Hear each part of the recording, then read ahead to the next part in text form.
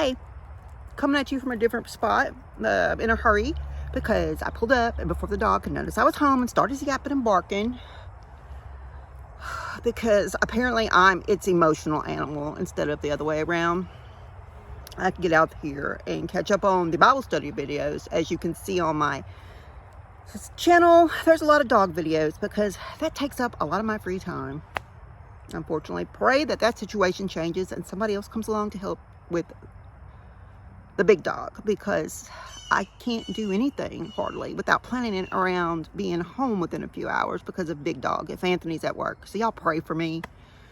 It's starting to really stress me out because I can't even walk for exercise because I can't walk that dog that long, you know. All right, chapter 9 in 1 Corinthians. Am I not free, unrestrained, and exempt from any obligation? Am I not an apostle? Have I not seen Jesus or risen Lord in person? Are you not the result and proof of my work in the Lord? If I am not considered an apostle, to others at least I am one to you, for you are the seal and the certificate and the living evidence of my apostleship in the Lord, confirming and authenticating it.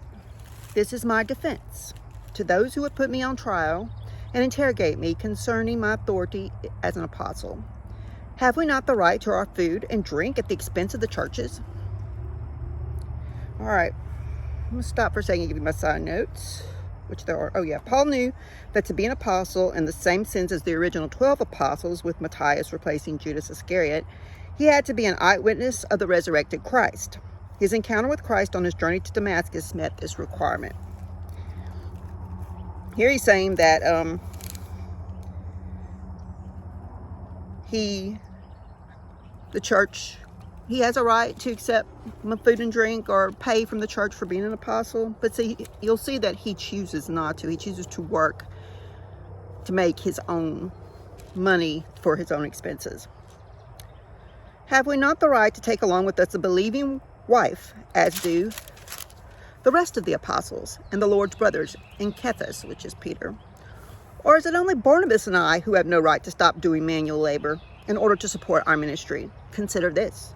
Who at any time serves as a soldier at his own expense? Who plants a vineyard and does not eat its fruit? Or who tends a flock and does not use the milk of the flock? Do I say these things only from a man's perspective? Does the law not endorse the same principles?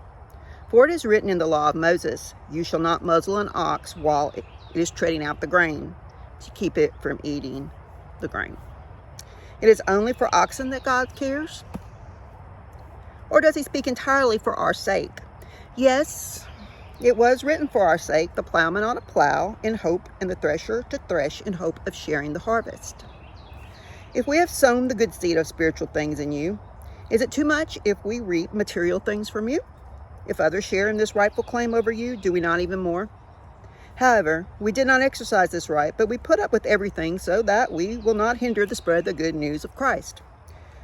Do you not know that those who officiate in the sacred services of the temple eat from the temple the offerings of meat and bread, and those who regularly attend to the altar have their share from the offering brought to the altar? So also on this same principle, the Lord directed those who preach the gospel to get their living from the gospel. But I have used none of these privileges, nor am I writing this to suggest that any such provision be made for me now. For it would be better for me to die than to have anyone deprive me of my boast in this manner of financial support. Side note here, like it says in the New Testament, the word hope expresses a cherished desire along with the confident assurance of obtaining that which is longed for.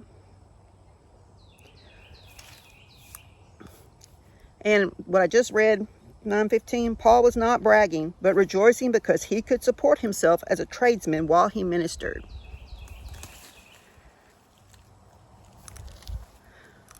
For if I merely preach the gospel, I have nothing to boast about, for I'm not compelled, that is, absolutely obligated to do it. Woe to me if I do not preach the good news of salvation. For if I don't do this work of my own free will, then I have a reward. But if it is not of my will, but by God's choosing, I have been entrusted with a sacred stewardship. What then is my reward? Just this, that when I preach the gospel, I may offer the gospel without charge to everyone, so as not to take advantage of my rights as a preacher and apostle in preaching the gospel. For though I am free from all men, I have made myself a slave to everyone, so that I may win more for Christ.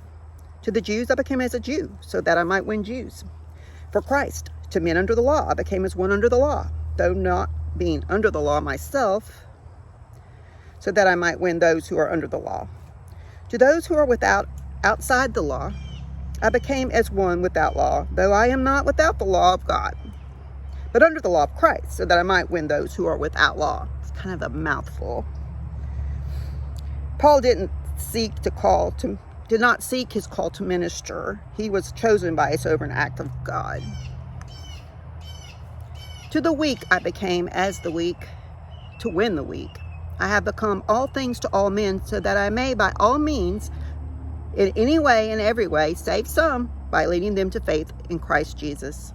And I do all this for the sake of the gospel. Gospel means the good news of Christ, so that I may share in its blessings along with you. Do you not know that in a race, all the runners run their very best to win, but only one receives the prize? Run your race in such a way that you may seize the prize and make it yours. Now, every athlete who goes into training and competes in the games is disciplined and exercises self-control in all things. They do it to win a crown that withers, but we do it to receive an imperishable crown that cannot wither. Therefore, I do not run without a definite goal. I do not flail around like one beating the air, just shadow boxing, air boxing. But like a boxer, I strictly discipline my body and make it my slave, so that after I have preached the gospel to others, I myself will not somehow be disqualified as unfit for service.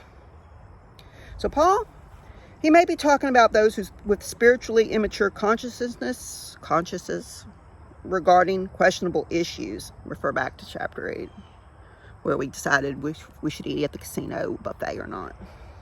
If so, he means that he has abstained from any practice which he knew was actually acceptable for him, but capable of posing a bad example for others who are less mature spiritually. The Isthmian Games were held near Corinth, were among the major athletic competitions of ancient Greece, like the Olympics or something. The Corinthians' familiarity with this sporting event would have made this passage very meaningful to them. Perishable crown is usually like a laurel woven leaf crown of pine, and that's why he said an imperishable crown, because our crowns in heaven are definitely not made out of pine needles. And that is all. I think that's a pretty good passage there. He's saying he can support himself to keep up the gospel, so he doesn't hinder it, because he is able to, but he doesn't have to. But that's just what he does. Y'all be blessed. Enjoy this weather. Hopefully it's nice where you are. Bye-bye.